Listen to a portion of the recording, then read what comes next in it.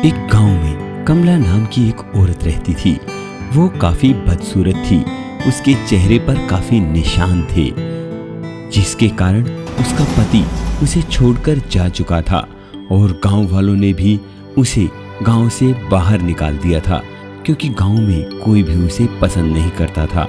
वो गांव के बाहर एक झोपड़ी में रहती थी।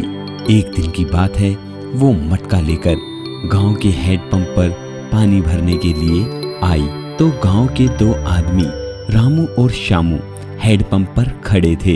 ए कमला, यहाँ से पानी भरना मना है। ये हैंडपंप सिर्फ गांव वालों के लिए है। रामू भैया, मुझे प्लीज यहाँ से पानी भर लेने दो। मेरे घर में एक बूंद पानी भी नहीं है। ऐसे तो मैं प्यासी मर जाऊंगी।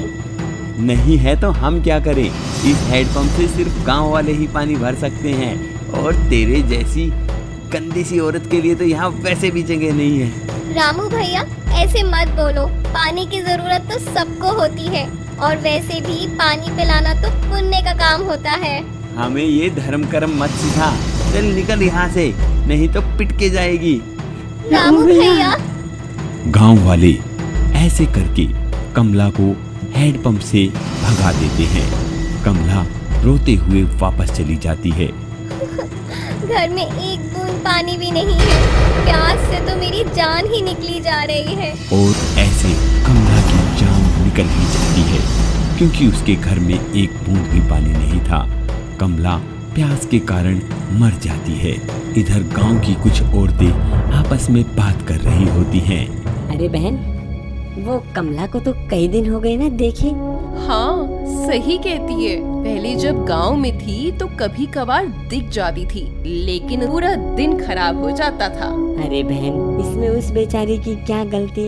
अगर उसकी शक्ल खराब है, अब भगवान ने जैसी शक्ल दी है वैसे ही तो इंसान जिएगा ना। हाँ, लेकिन हमारे पति लोग उससे इतना जलते क्यों हैं? मुझे तो यही बात समझ ही नहीं आती। अरे तुम तो जानती ही हो ना, ये मर्द जात होती ऐसी है। हाँ बहन, सही कहती हूँ। अरे वो देखो, रामू भैया आ रहे हैं, उन्हीं से पूछ लेते हैं। अरे रामू भैया, ये कमला कई दिन हो गई दिखी नहीं है। आपने देखा क्या उसे? कमला यहीं घूमती रहती है। अभी परसों तो मैंने उसे भगाया था। नहीं रामू भैया, फिर भी एक बार देखना तो चाहिए। आखिर कमला है कहाँ? नहीं, हमें उसे देखने की आखिर क्या जरूरत है, जब गांव वालों ने उसे बाहर निकाल ही दिया है तो। ऐसा कहते हुए रामू भी वहां से चला जाता है। रात में 12 बजते ही हैंडपंप अपने आप चलने लग जाता है। जब गौरी हैंडपंप की आवाज सुनती है तो अपने पति से कहती है, अरे सुनते हो जी, इतनी रात को हैंडपंप चलने की आवाज कैसे आ रही है? अरे मुझे क्या पता भाग्यवान, किसी को प्यास लगी होगी तो हैंडपंप चला रहा होगा। पर मैं काफी देर से सुन रही हूँ कि हैंडपंप चल रहा है। अच्छा, ऐसा है क्या? चलो मैं चलकर देख के आता हूँ। हाँ, आप आखिर देखो तो सही कि कौन इतना हैंडपंप का पानी बर्बाद कर रहा है। तभी श्यामू हैंडपंप के पास में जाता है और वहाँ पर देखता है कि एक चुड़ैल हैंडपंप को चला रही है और वो दिखने में काफी खतरनाक है। उसके लंबे लंबे बाल हैं, बिल्कुल डरावनी सी शक्ल है। उसे देखकर एकदम से श्यामू डर जाता है। डरते डरते श्यामू कहता है, अरे तुम कौन हो और हमारे यहाँ का पानी क्यों खराब कर रही हो? हमारे गांव का हैंडपंप क्यों चला रही हो? श्यामू, भूल गया मुझे तूने नहीं पहचाना। मैं इतनी कमजोर हो गई है तेरी यादाश्त। हाँ, कौन हो तुम? पहचान, जरा दिमाग पे जोर तो डाल। अरे कमला बहन, तुम्हारी ये क्या हालत हो गई है? प्यास के कारण मैं मर गई हूँ और अब तुम ही मेरी प्यास बुझा सकते हो। कैसी बातें कर रही हो बहन? मैं तुम्हारी प्यास कैसे बुझा सकता हूँ?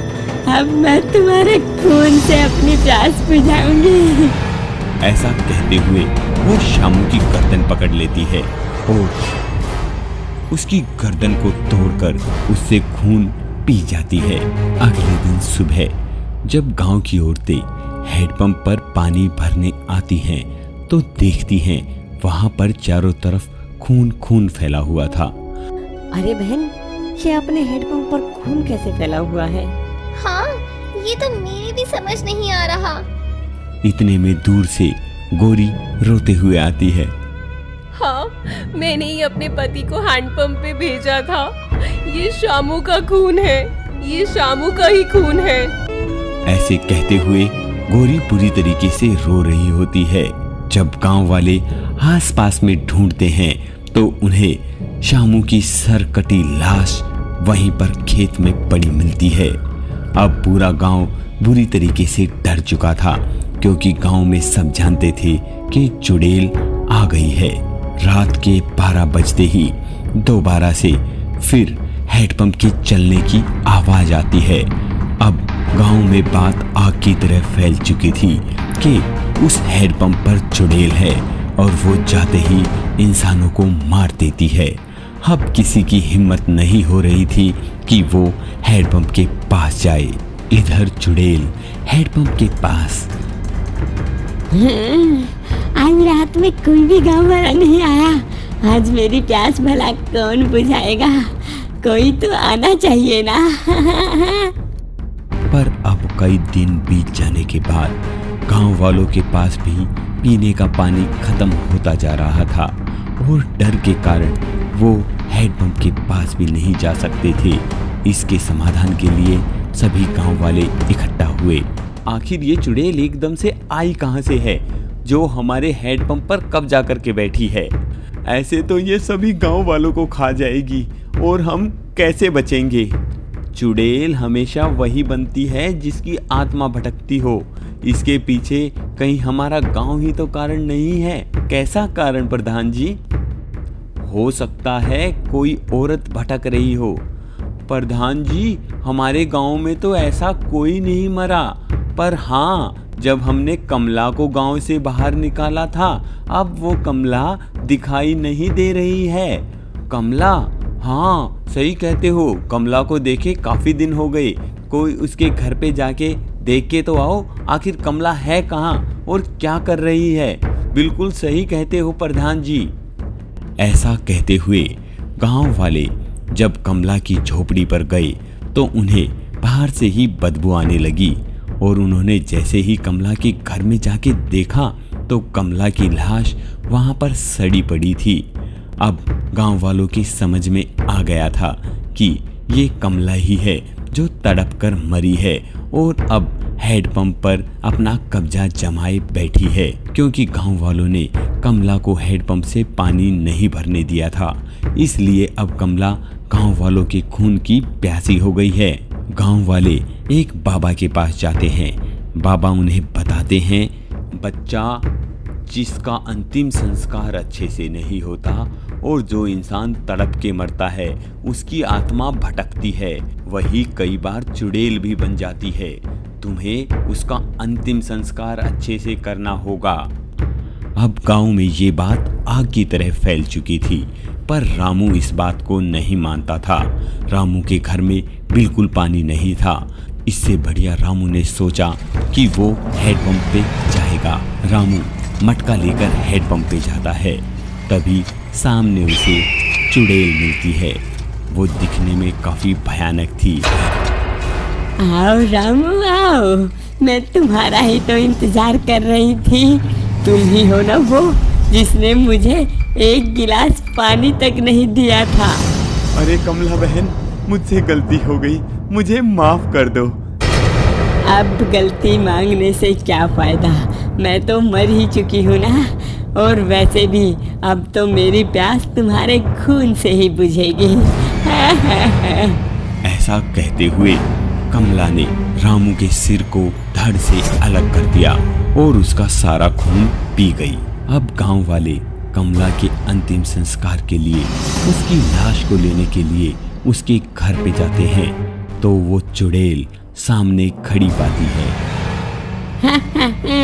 तुम मेरी मुक्ति करना चाहते हो, मुझे यहाँ से भेजना चाहते हो, पर मैं तुम्हारे गांव का पीछा नहीं छोड़ूंगी। देखो कमला, मैं मानता हूँ गांव के कुछ लोगों से गलती हुई है और उनसे तुम अपना बदला भी ले चुकी हो, पर इसका मतलब ये तो नहीं कि तुम पूरे गांव को इसकी सजा दो।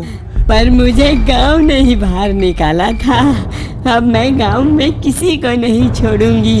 कमला, हमसे गलती हुई है, आज के बाद हम कभी किसी प्रकार का किसी से भेदभाव नहीं करेंगे। अब हमें माफ कर दो और तुम भी अपनी मुक्ति पाकर वापस चली जाओ।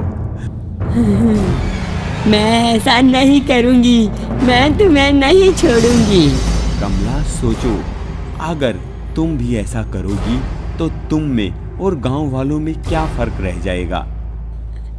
ठीक है बाबा, जैसा तुम कहो, बस मेरा अंतिम संस्कार करके मुझे इस दुनिया से विदा कर दो।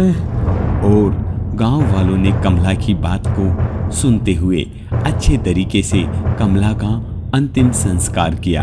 कमला की लाश जलते ही कमला की आत्मा भी वहां से चली गई और गांव को उस चुड़ैल से छुटकारा मिल गया।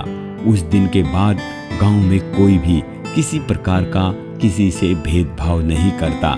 अब गांव के हैंडपंप से सब पानी भर सकते हैं, चाहे वो किसी जाति का हो, चाहे वो सुंदर हो, चाहे वो बदसूरत हो।